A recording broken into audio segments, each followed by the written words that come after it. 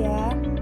Teknik vokal adalah cara memproduksi suara yang baik dan benar, sehingga suara yang keluar terdengar jelas, indah, merdu, dan nyaring. Selain ditentukan oleh organ-organ tubuh, mutu, dan pembentukannya, suara manusia juga didukung oleh beberapa unsur-unsur teknik vokal. Yang pertama ada pernapasan, intonasi, artikulasi, dinamika, vibrasi, dan penjiwaan. Yang pertama yaitu pernapasan. Pernapasan dalam vokal adalah teknik mengatur udara yang masuk dan keluar dari paru-paru untuk mendukung produksi suara yang stabil, kuat, dan terkontrol.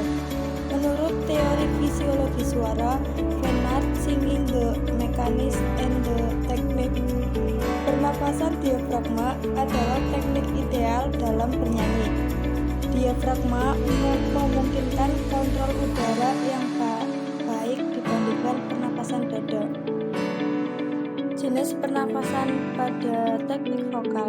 Yang pertama ada pernapasan dada, yang kedua ada pernapasan perut, dan yang terakhir pernapasan diafragma. Pernapasan dada tidak efektif untuk bernyanyi panjang.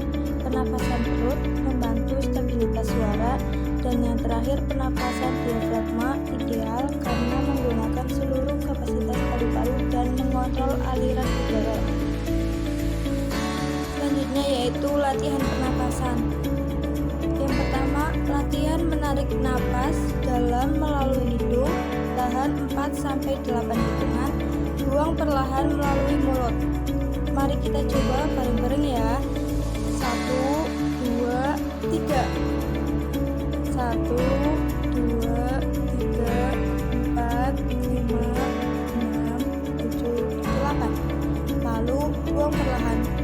Oke, selanjutnya yang kedua yaitu latihan hissing, mengeluarkan suara untuk melatih kontrol aliran udara. Mari kita latihan bareng-bareng ya. 1, 2, 3. Hore, kalian sudah berlatih pernapasan dalam teknik vokal. Yang kedua, intonasi. Apa sih itu intonasi? Intonasi adalah ketepatan tinggi rendah nada dalam bernyanyi, penting untuk menciptakan harmonisasi musik yang tepat. Teori musik dasar menyatakan bahwa pitch yang akurat menentukan keindahan sebuah performa vokal atau sensor psikologi of music. Adapun beberapa faktor yang mempengaruhi intonasi. Yang pertama, pendengaran musikal. Yang kedua, posisi tubuh dan postur penyanyi. Yang ketiga, pernapasan yang cukup. Yang keempat, penggunaan resonansi yang tepat. Inilah beberapa cara untuk melatih intonasi. Yang pertama, menyanyikan tangga nada dengan piano. Yang kedua, melatih interval nada, contoh do, re, do, mi, do, fa secara berulang.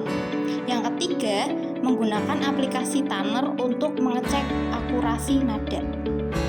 Yang ketiga yaitu artikulasi. Artikulasi adalah kejelasan dalam pengucapan kata-kata saat bernyanyi sehingga lirik dapat dipahami pendengar.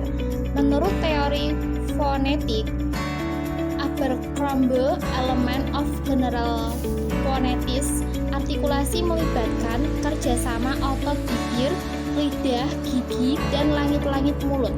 Komponen artikulasi konsonan yang tajam, contoh T, K, P.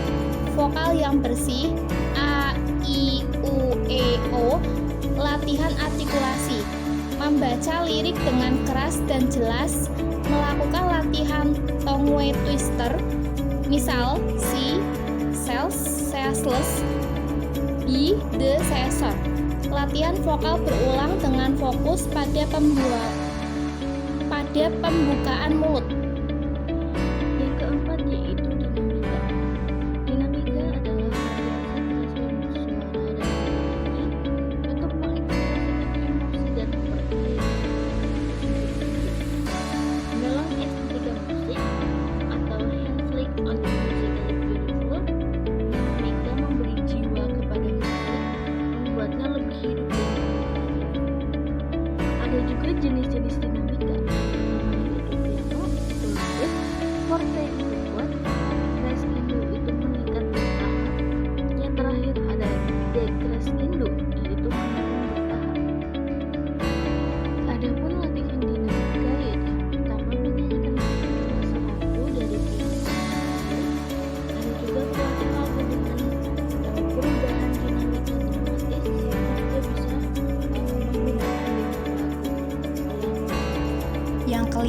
vibrasi atau vibrato. Vibrato adalah getaran halus dan terkontrol pada nada yang berfungsi untuk memperindah suara dan menambah ekspresi.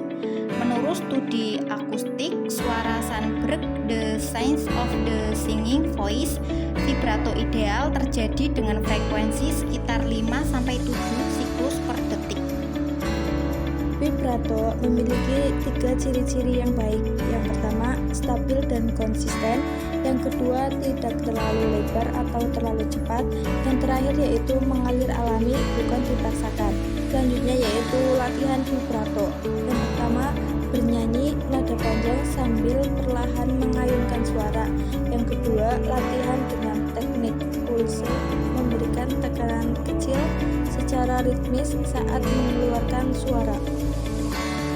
6. Penjiwaan. Penjiwaan adalah proses menginternalisasi emosi, makna, dan cerita dari lagu untuk disampaikan secara otentik kepada pendengar. Menurut teori estetika perform Sessner Perform Theory, seni pertunjukan termasuk bernyanyi harus melibatkan penghayatan batin untuk menciptakan komunikasi emosional dengan audiens. Yang selanjutnya yaitu ada langkah-langkah penjiwaan. Yang pertama, memahami lirik dan konteks lagu. Yang kedua, menghubungkan makna lagu dengan pengalaman pribadi. Yang terakhir, menggunakan ekspresi wajah, bahasa tubuh, dan nada suara untuk memperkuat kesan. Selanjutnya yaitu ada latihan penjiwaan. Yang pertama, membaca lirik sebagai monolog drama. Yang kedua, melatih ekspresi di depan cermin. Dan yang terakhir yaitu membuat storyline atau narasi pribadi dalam sebuah lagu.